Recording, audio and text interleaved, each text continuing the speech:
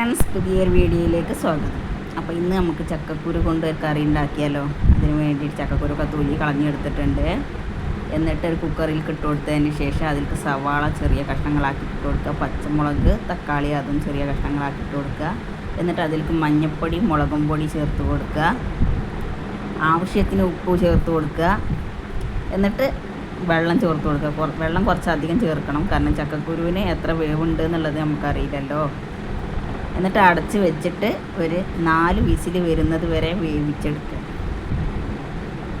അപ്പോൾ ഈ വീഡിയോ ഇഷ്ടപ്പെട്ട് കഴിഞ്ഞാൽ ഒന്ന് ലൈക്ക് ചെയ്യുക, ഷെയർ ചെയ്യുക, സബ്സ്ക്രൈബ് ചെയ്യുക, കമൻറ്റ് ചെയ്യുക.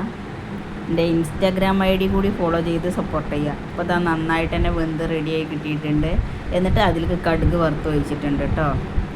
അപ്പോൾ വെളിച്ചെണ്ണ പിന്നെ ചട്ടിയിൽ ഒഴിച്ചതിന് ശേഷം കടുക് പൊട്ടിച്ചിട്ട് അതിൽ ഉണക്കമുളക് കൂടി ചേർത്ത് കൊടുത്തിട്ട് ഒഴിച്ച് കൊടുത്തതാണ് കേട്ടോ.